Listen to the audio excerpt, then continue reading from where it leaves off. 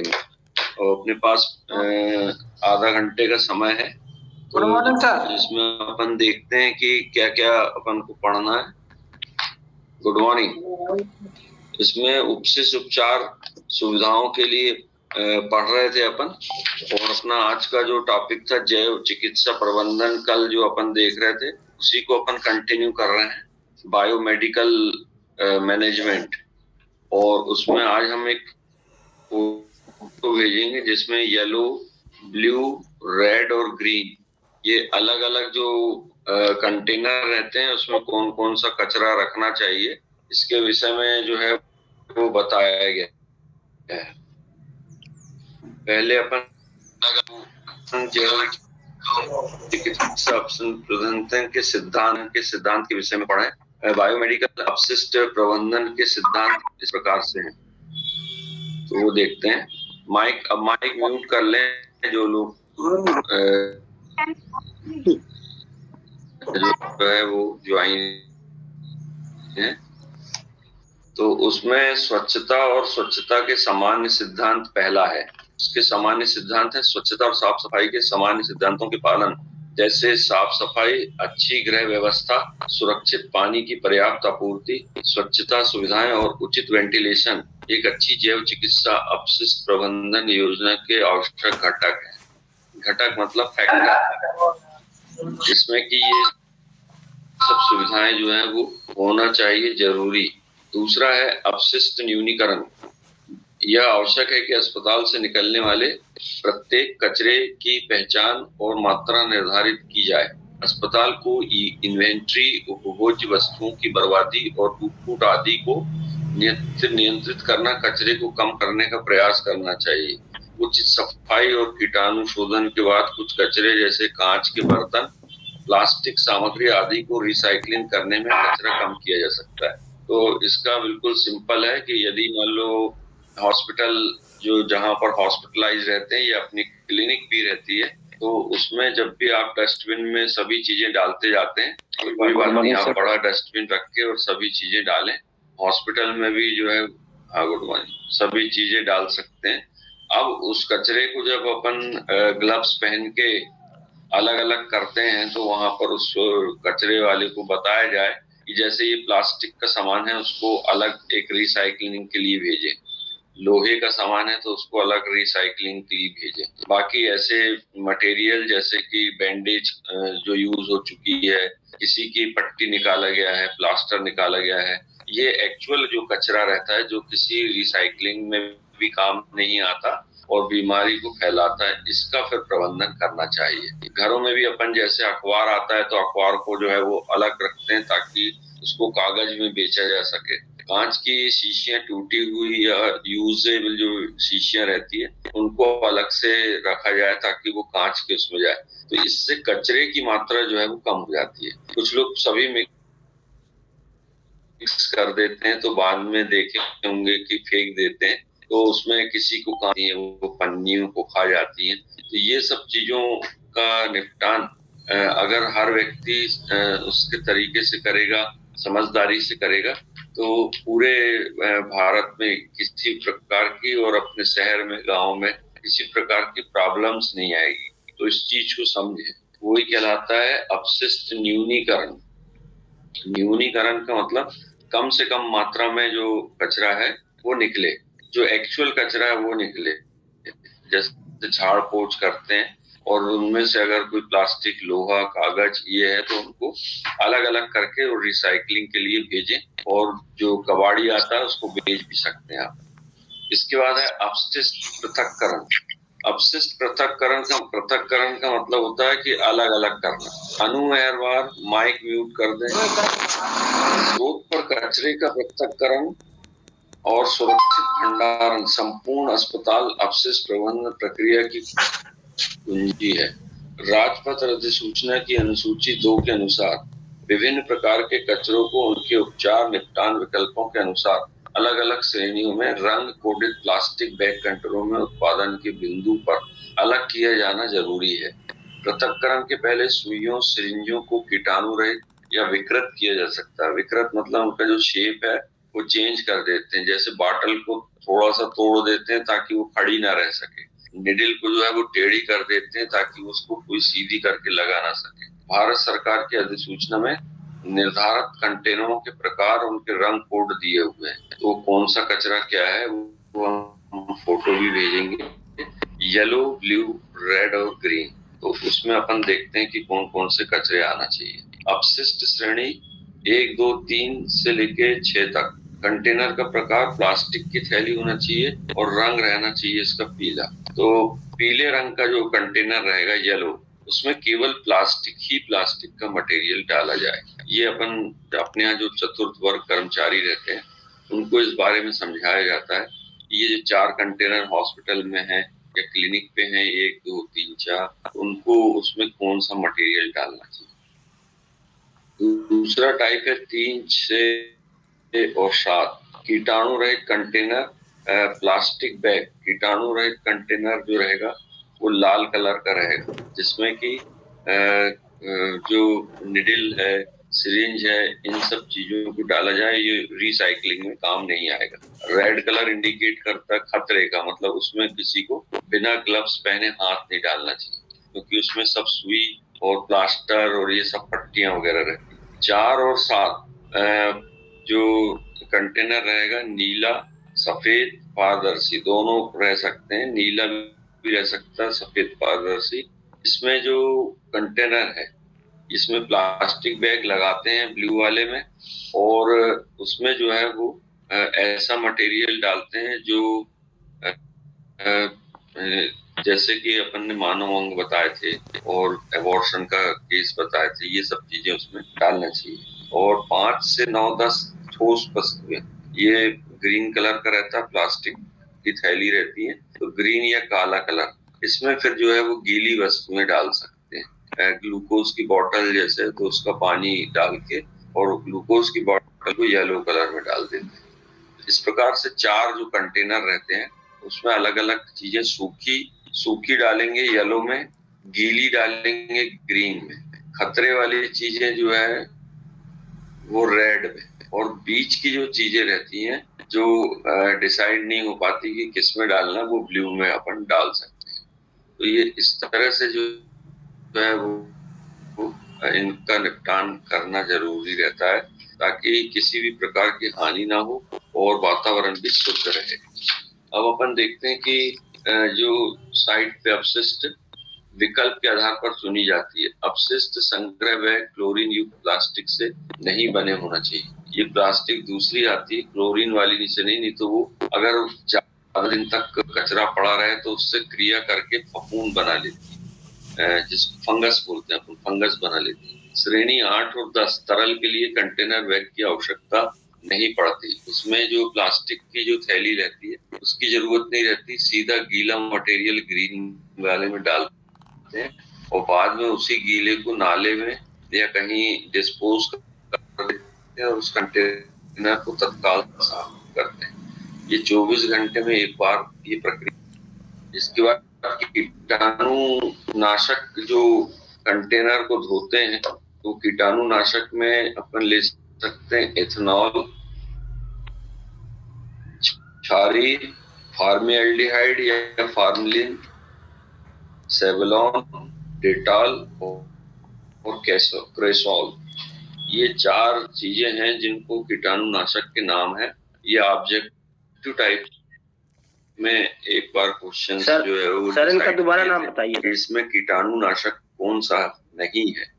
हाँ, दोबारा बताएंगे, चाहो तो लिख लो। ये उसमें भी आते हैं अब जो आपसे ये अपना ऑब्जेक्टिव टाइप क्वेश्चंस रहते हैं, तो उसमें 3 इनके नाम रहते हैं और एक कुछ भी लिख देते हैं ताकि अपन उसको सेलेक्ट कर सकें। तो ये है एथेनॉल, पहला रहता है एथेनॉल। दूसरा रहता है ग्लूटेराइड एल्डिहाइड, ये क्षारीय ग्लूटेराइड एल्डिहाइड। ये सर्फ से बना रहता है और अपन जानते सर्फ जो रहता है पाउडर, साबुन का जो पाउडर जिससे कपड़े धुलते हैं पाउडर से, उसका क्षारीय इसलिए कहा गया है। तो वो ग्लूटेराइड, स्पेलिंग लिख लो, GLUTARAID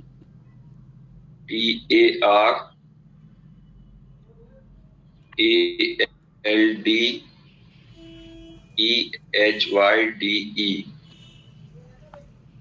ग्लूटार एल्डिहाइड। थर्ड है फार्मीएल्डिहाइड, या इसी को फार्मलिन भी कहते हैं, जिसमें मारू अंग सुरक्षित रखे जाते हैं और जो मेडिकल कॉलेज में डेड बॉडी लाई जाती है डिसेक्शन के लिए, उसको इसी में N/10 के सॉल्यूशन में रखते हैं, जिसमें फार्मलिन को लेते हैं 10 लीटर और 20 लीटर लेते हैं पानी, और वो टैंक में डाल देते हैं, और वो टैंक में जो सॉल्यूशन है, जब वो नॉर्मल हो जाता है तब वो बॉडी को उसी में रखा जाता है। तो वो टैंक में डाल के रखा जाता है, वो फार्मेल्डिहाइड या फार्मलिन रहता है। इसके बाद सेवलॉन नेक्स्ट है। सेवलॉन SAVLON, सेवलॉन अपन मेडिकल में या क्लिनिक पे भी रखते हैं। सेवलॉन वॉश बेसिन के पास रखा रहता है, जिससे हाथ धोने की प्रोसेस की जाती है। फिर घरों में यूज आता है डेटॉल। डेटॉल में क्लोरो ऑक्सीलेनॉल रहता है। क्लोरो ऑक्सीलेनॉल ये डेटॉल में रहता है, जो पानी, एक बाल्टी पानी में 10 ml डेटॉल डाल के, और कुछ लोग नहाते हैं, खासकर जो आपके पास खुजली वाले लोग आते हैं, इसके बीज नामक बीमारी से, खुजली से पीड़ित रहते हैं, उनको अपन बोलते हैं कि डेटॉल से नहाना भी है और डेटॉल के पानी से कपड़े भी धोना। ये एक प्रकार का कीटाणुनाशक है या एंटी बैक्टीरियल सॉल्यूशन है। और लास्ट है क्रिसॉल, CRISOL, क्रिसॉल।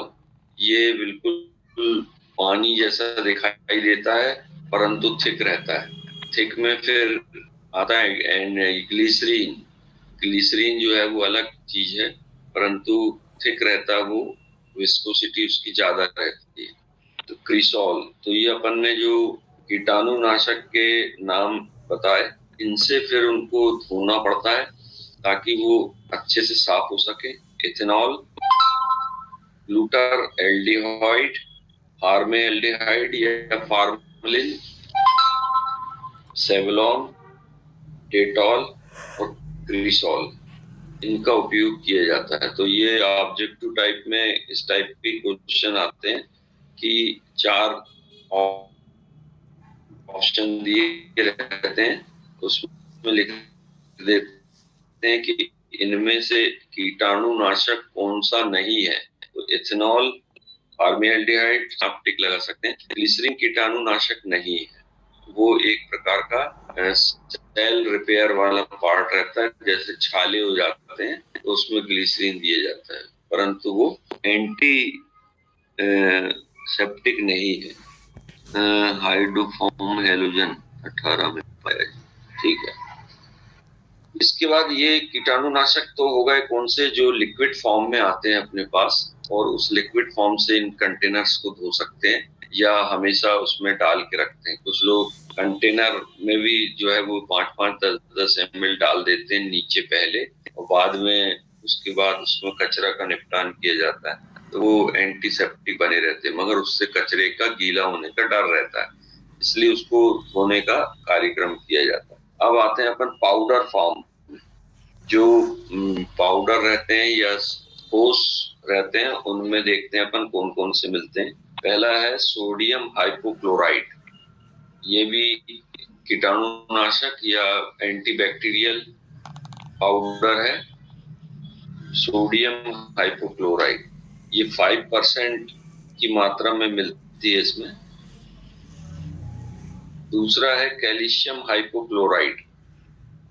कैल्शियम हाइपोक्लोराइड ये वही पाउडर है जो कोई किसी मैदान में कोई नेता वगैरह आने रहते हैं या गेम्स वगैरह होते हैं, तो कैल्शियम हाइपोक्लोराइड की मात्रा पाउडर डाला जाता है, और कबड्डी वगैरह में भी जो लाइन खींची जाती है वो वही पाउडर रहता है, कैल्शियम हाइपोक्लोराइड। तो वो एंटीबैक्टीरियल भी रहता है, और उसका उपयोग जो है वो इन सब चीजों में भी किया जाता है।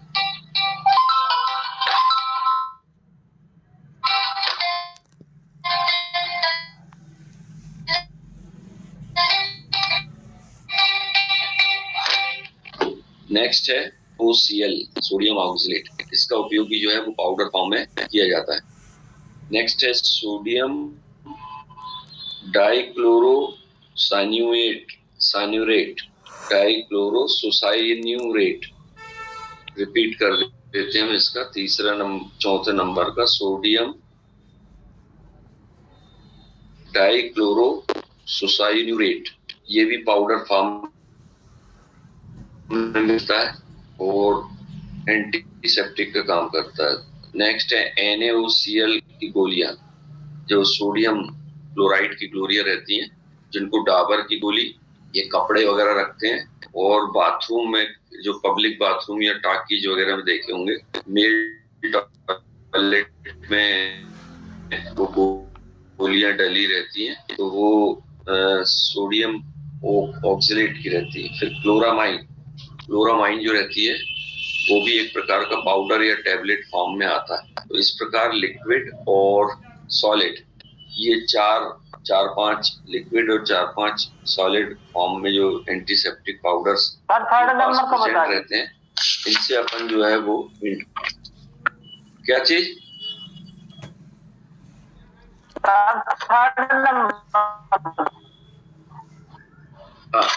थर्ड नंबर बता दो।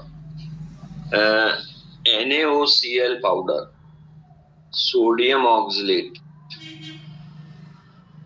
ये भी 0.5% में रहता है और ये सभी को आधा आधा घंटा संपर्क में लाने के बाद एंटीसेप्टिक का काम करता है।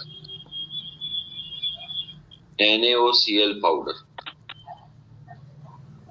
अब जो अन्य उपचार की, जैसे रासायनिक कीटाणुशोधन, बी गैर क्लोरी जारी करने वाले यौगिक आदि फिर भी नहीं जाते, जैसे कि कपड़ों में से नहीं जाते या ऐसे हिडन पार्ट में छुपे रहते हैं जो अपन को दिखाई नहीं देते, उंगलियों के पोरों में रहते हैं, या कोई इंस्ट्रूमेंट अपन यूज कर रहे हैं, कोई इंस्ट्रूमेंट खोखला है और उसके अंदर चले गए हैं, तो वो अपने लिए परेशानी का सबब बन सकते हैं छुपे हुए। जैसे अपने नाखूनों के आसपास या उंगलियों के बीच में कुछ रह जाते हैं, तो ये तो अपने पर्सनल हाइजीन है। परंतु हॉस्पिटल प्रबंधन में अगर अपन देखें तो वो कुछ इंस्ट्रूमेंट, ऐसे खोखले इंस्ट्रूमेंट या छुपे हुए इंस्ट्रूमेंट में अपन यूज करते हैं, तो वो रह जाते हैं। तो अब उनका निपटान कैसे किया जाए, तो वो कहलाती है रासायनिक कीटाणु शोधन की गैर क्लोरीन विधियां, जो अलग से अपन करते हैं। तो पहला कर सकते हैं क्रीमेटोरियम। इसमें कुछ जो है वो यूज कर चुके होंगे, पहले वो कॉमन वाली बता देते हैं। पहला है ऑटोक्लेव। ऑटोक्लेव सभी जानते हैं, जो एक प्रकार का सेंट्रीफ्यूज और ऑटोक्लेव मशीन आती है, और ये मशीन जितनी बड़ी रहती है, उसमें जितने भी सर्जन ने, नर्सों ने, मरीज ने ये सब कपड़े पहन के सर्जरी में इन्वॉल्व हुए थे या कोई प्रोसीजर में इन्वॉल्व हुए थे, नहीं भी हुए थे, तो जो रेगुलर चादर वगैरह धुल के आते हैं, उनको फिर ऑटोक्लेव मशीन में डाल के और किया जाता है। ऑटोक्लेव में जो है बहुत गर्म भाप जो है वो उनमें जाती है, तो वो छोटे छोटे उन जगहों पे भी चली जाती है जहां पर कीटाणु रहने की संभावना रहती है। जैसे कॉलर का ये पार्ट जो रहता है, तो वो कॉलर का पार्ट पलटा हुआ रहता है, तो उसको सीधा करके और फिर डाला जाता है, तो ये कॉलर के पार्ट में अंदर छुपे हुए रहते हैं, तो वो भी सब ठीक हो जाते हैं। तो वो ऑटोक्लेव जो मेथड है वो भाप से होती है। दूसरा माइक्रोवेव, जो कि माइक्रो यानी बहुत बारीक जो वेव्स चलती हैं, तरंग, जिसको अपन वो कहते हैं कुकर टाइप की। हाँ, कुकर टाइप की अलग भाप ही रहती है, और हाइड्रोक्लेव ऑटोक्लेव जैसी रहती है। माइक्रोवेव ओवन अपने घरों में रहता है, और उसमें रेडिएशन के द्वारा जो चलती है, उससे जो है वो सभी कपड़े या बर्तन या सर्जिकल इंस्ट्रूमेंट साफ हो जाते हैं। तो पहला है ऑटोक्लेव, दूसरा है माइक्रोवेव, तीसरा रहता है हाइड्रोक्लेव। इसमें हाइड्रोक्लेव में जैसे कुकर टाइप में अपन ने बताया, इसमें बहुत बड़े बड़े कुकर टाइप के रहते हैं जो टाइटली पानी से बंद रहते हैं, तो पानी के अंदर खौलता हुआ पानी रहता है, कर देते हैं। 3 हो गए। अब चौथा क्रेमेटोरियम, ये जो है वो एक प्रकार का क्रोमिक से बना हुआ क्रेमेटोरियम रहते हैं। तो वो जो है वो मेथड से अलग अलग केमिकल मेथड्स रहती हैं, उनको कुछ देर डाल के रखते हैं तो वो अपने आप एंटीबायोटिक ये हो जाते हैं, जीवाणुरोधी। फिर है प्लाज्मा टार्च प्रौद्योगिकी। ये प्लाज्मा टार्च प्रौद्योगिकी एक अलग टाइप का है जिसमें कि बहुत लंबी सर्जरी जैसे हार्ट की सर्जरी इसमें यूज किया जाता है। और बाकी जो छोटी मोटी विधि है, साबुन से धोना, पाउडर से धोना, ये अपन बता चुके। तो ये प्लाज्मा टार्च प्रौद्योगिकी, प्लाज्मा टार्च मेथड लिख सकते हैं, प्रौद्योगिकी की जगह प्लाज्मा टार्च मेथड। तो ये 5 मेथड एक बार हम रिपीट कर दे रहे हैं। माइक्रोवेव, ऑटोक्लेव, हाइड्रोक्लेव, क्रेमेटोरियम और प्लाज्मा टार्च मेथड। तो ये इतनी मेथड से जब अपन ने जो बताया लिक्विड वाला, इससे ठीक करते हैं जिसमें एथेनॉल, डेटॉल वगैरह शामिल थी, सेवलॉन। फिर पाउडर फॉर्म में बताया जिसमें सोडियम हाइपोक्लोराइड और दूसरे कैल्शियम हाइपोक्लोराइड, सोडियम इथेनॉल की गोलियां, ये सब देखे अपन ने। और इसके बाद भी अगर ठीक नहीं होते हैं तो फिर अपन यूज करते हैं ऑटोक्लेव, माइक्रोवेव, हाइड्रोक्लेव, क्रेमेटोरियम और प्लाज्मा टार्च। ये मेथड से ठीक होते हैं। जहां जो मेथड उपलब्ध होती है या कैटेगरी वाइज करना चाहिए इसमें, तो वो उससे करके और अलग अलग तरीके से इसको साफ सफाई किया जाता है। अब इसमें अपन चाह रहे हैं कि ये क्लास अपन आज ये वाला कर दें, तो छोटा सा और रह गया, फिर हम डब्बे के कलर भेज देंगे किस किस तरह से उसको अपन रखते हैं। इसमें है जल निकासी, अंतिम निपटान, उपचार के बाद विभिन्न निपटान विकल्प, भस्मीकरण, सुरक्षित लैंडफिल, वर्मी कंपोजिंग। ये छोटी छोटी चीजें हम बताते जाते हैं। भस्मीकरण हम बताए थे जिसमें जला के और किसी भी चीज को ठीक किया जाता है। लैंडफिल, लैंडफिल यानी जमीन में गड़ाना, हड्डियों को, अगर कोई हड्डी रहती है तो उसको जमीन में गड़ा के और ठीक किया जाता है। वर्मी कंपोजिंग, वर्मी कंपोजिंग में जो छोटे कीड़े मकोड़े रहते हैं वो मांस वाला पार्ट जो है वो खा लेते हैं, और फिर इसके बाद हड्डियां जो रहती हैं उनको निकाल के और अलग से अगर यूज करना मेडिकल कॉलेजों में तो फिर उसको यूज किया जाता है। और बाकी बायोमेडिकल कचरे का उपचार और अंतिम निपटान नियमों की सूची भारत सरकार द्वारा दी गई है। तो इसमें रासायनिक उपचार, धारदार पदार्थ, ठोस, तरल, ये अलग अलग दिए हैं जो अपन ने पढ़ चुके। और कचरे का निपटान उन्होंने बोला है 24 से 48 घंटे के बीच हो जाना चाहिए, और उससे क्या होगा कि वो फैलेगा नहीं तो फैल जाता है। अब अपन उसमें दिया है कि आप इस तरह का उसको कैसे ट्रेनिंग देंगे। तो पहला तो है अभिलेखों का रख रखाव। सभी अभिलेख यानी डॉक्यूमेंट्स जो हॉस्पिटल में रहते हैं तो उनको कैसे रख रखाव करेंगे। सभी अस्पतालों की बायोमेडिकल कचरे की मात्रा, श्रेणी, इसका एक रिकॉर्ड होना चाहिए जिसमें कि अपन बताते हैं कि आज जो है वो इतना अपन ने ये फेंके वो फेंके, ताकि ऐसा ना हो कि आपके अस्पताल या क्लिनिक के आसपास कोई दूसरा कचरा फेंक जाए और वो आप पे जो है वो इल्जाम लगा दे कि आपने यहाँ सर्जरी की है और ये मानव अंग पड़े हुए हैं। तो वो खतरनाक रहता है और नियम विरुद्ध भी रहता है। तो इसी कारण आपके पास रिकॉर्ड रहना चाहिए कि आपने कोई ऐसी ऑब्जेक्शन का रिकॉर्ड रखने की आवश्यकता नहीं होती, पर हॉस्पिटलों में इन सब चीजों की जरूरत रहती है। इसके बाद वार्षिक रिपोर्ट, प्रत्येक अस्पताल को पिछले वर्ष के दौरान संभाले गए कचरे की मात्रा और श्रेणी के संबंध में ये एक पर्टिकुलर 31 जनवरी तक बताना होता है, ये 31 दिसंबर तक, कि हमने साल भर में इतना जो है वो किए, तो ये नगर निगम में रिकॉर्ड जाता है अगर वो मांगते हैं तो। अगर वो नहीं मांगते हैं तो अपने पास उसको फाइल किया जाता है, फाइल बना के टाइप करके रख लिया जाता है। अगर कभी कोई ऑब्जेक्शनेबल होता है तो फिर उसको अपन बताते हैं। साथ ही साथ वो इसलिए भी रिकॉर्ड मांगते हैं कि वो ये देखना चाहते हैं कि किस अस्पताल से सबसे ज्यादा कचरे की मात्रा निकलती। फिर दुर्घटना रिपोर्टिंग, जब कचरे के प्रबंधन परिवहन में कोई ऐसी परेशानी आती है, तो कोई दुर्घटना हो गई, जैसे कचरे का प्रबंधन करते समय किसी को चोट लग गई या कोई उससे बेहोश हो गया, तो वो प्रबंधन की रिपोर्टिंग भी जरूरी है। फिर रहता कार्मिकों का प्रशिक्षण, ये मेन चीज रहती ट्रेनिंग, क्योंकि जो लोग कचरे का निपटान करते हैं 4th ग्रेड वाले, तो वो उनको क्या ज्ञान नहीं रहता, उनको तो बस बता दिया जाता है कि ग्लव्स पहन के और ये सब चीजें करना है, मगर उनको एक एक कंटेनर के बारे में और अपशिष्ट प्रबंधन के बारे में ये बताना जरूरी रहता है। और साथ ही साथ doctor, nursing staff, lab technician, ward attendant, सफाई वाले के अलावा इनका भी जो है वो प्रशिक्षण में ये भी लोग शामिल होना चाहिए। क्योंकि पता चला कि 4th क्लास को तो मालूम है ये सब चीजें, परंतु नर्सिंग या एक्सरे टेक्नीशियन, लैब टेक्नीशियन को इस बात का नॉलेज ही नहीं। तो ये छोटी छोटी चीज रहती है मगर बहुत इंपॉर्टेंट रहती है, जिनका प्रबंधन के बारे में मालूम रहना चाहिए।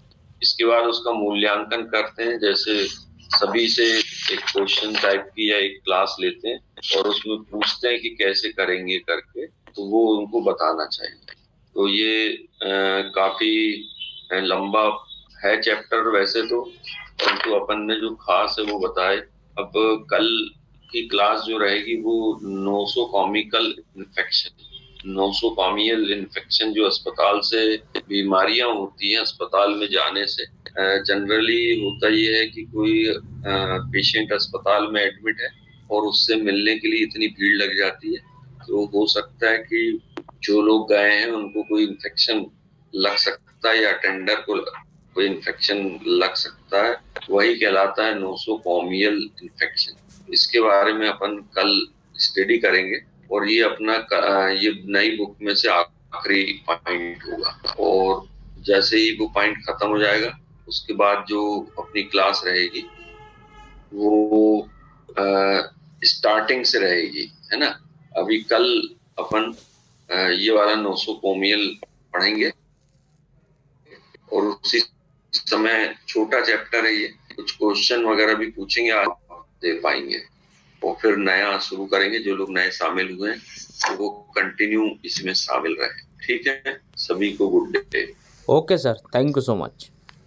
जी, good day sir. Thank you sir, good day sir. Good day.